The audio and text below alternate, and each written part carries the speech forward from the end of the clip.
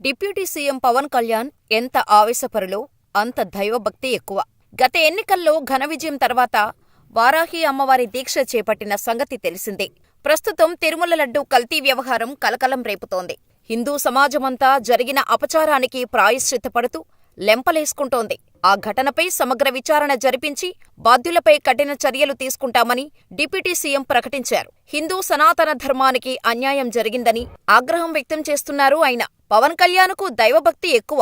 అందులో వారాహి అమ్మవారి భక్తుడు. అందుకే ఎన్నికల్లో ప్రచారం కోసం ఏర్పాటు చేసుకున్న వాహనానికి వారాహి అని పేరు పెట్టుకున్నారు. టీడీపీ, బీజేపీలతో పొత్తులో భాగంగా ఆంధ్రప్రదేశ్లో జనసేన పార్టీ 21 అసెంబ్లీ, 2 లోక్సభ స్థానాల్లో పోటీ చేసిన విషయం అందరికీ తెలిసిందే. ఈ ఎన్నికల్లో జనసేన పార్టీ అఖండ విజయం సాధించినందుకు గాను జూన్ 25 నుంచి వారాహి అమ్మవారి దీక్షను 11 రోజుల పాటు చేపట్టిన విషయం అందరికీ తెలిసిందే. ఈ దీక్షలో భాగంగా ఆయన కేవలం ద్రవాహారమైన పాలు, పండ్లు, మంచినీరు మాత్రమే తీసుకున్నారు. తాజాగా తిరుమల లడ్డూ కల్తీ ఘటనను నిరసిస్తూ ఆయన ప్రాయశ్చిత్త దీక్ష చేపట్టారు. గుంటూరు జిల్లా నంబూరులోని దశావతార వెంకటేశ్వర స్వామి ఆలయంలో స్వామివారికి ప్రత్యేక పూజలు నిర్వహించి దీక్ష ప్రారంభించారు. 11 రోజుల పాటు ఆయన దీక్ష కొనసాగించనున్నారు. అనంతరం తిరుమల శ్రీవారిని దర్శించుకొని దీక్ష విరమిస్తారు. ఇప్పటికే తిరుమల పవిత్రతను కాపాడే విషయంలో అన్ని చర్యలు తీసుకోవాలని ముఖ్యమంత్రి చంద్రబాబు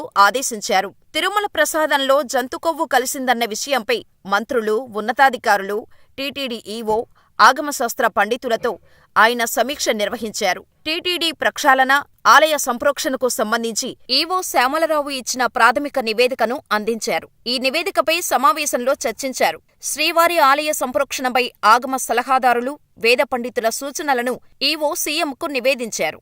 మరిన్ని సూచనలు తీసుకొని అందుకు అనుగుణంగా నిర్ణయం తీసుకోనున్నట్టు తెలిసింది.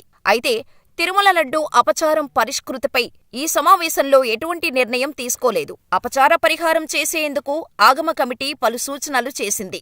చర్చల్లో సంప్రోక్షణ యాగం నిర్వహణలపై ఎటువంటి స్పష్టత రాలేదు. దీంతో నేడు మరోసారి ఆగమ సలహాదారులు, అర్చకులతో టీటీడీ ఈవో శ్యామలరావు భేటీ కానున్నారు. భక్తుల దర్శనాలతో ముడిపడ్డ వ్యవహారం కావటంతో నిర్ణయంపై ఆలస్యమవుతోందని టీటీడీ వర్గాలు అంటున్నాయి. అదిలా ఉంటే లడ్డూ అపచారానికి సంబంధించి కల్తీ నెయ్యి వాడారని వైసీపీ పెద్దలపై ఆరోపణలు వెల్లువెత్తుతున్నాయి. ప్రసాదాల్లో వాడింది స్వచ్ఛమైన నెయ్యి కాదని రిపోర్టులు కూడా స్పష్టం చేస్తున్నాయి. ముఖ్యమంత్రి చంద్రబాబు సైతం అదే విషయాన్ని స్పష్టం చేశారు.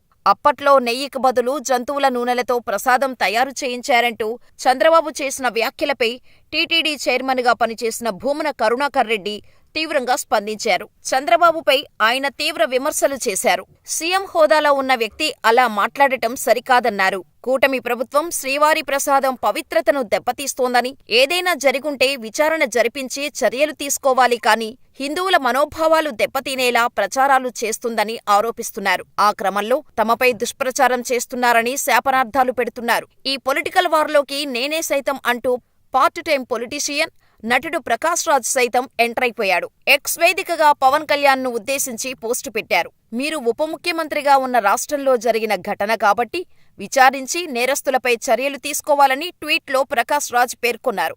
అనవసర భయాలు కల్పించి దీనిని జాతీయ స్థాయిలో చర్చించుకునేలా చేస్తున్నారని, దేశంలో మతపరమైన ఉద్రిక్తతలు చాలు అంటూ ట్వీట్ చేశారు. ఇలాంటి పరిస్థితుల్లో ప్రాయశ్చిత్త దీక్ష చేపట్టిన పవన్ కళ్యాణ్ హిందువుల మనోభావాలు దెబ్బతీస్తే ఎందుకు మాట్లాడకూడదని ఫైర్ అయ్యారు. ఇంకో మతానికి సంబంధించి అంత అపరాధం జరిగితే ఊరుకునేవారా అని ప్రశ్నించారు. దీక్షలో ఉన్న ఉప ముఖ్యమంత్రి అంత ఫైరైంది వైసీపీ నేతలతో పాటు ప్రకాష్ రాజ్ లాంటి వారిపై కూడా అన్న అభిప్రాయం వ్యక్తమవుతోంది.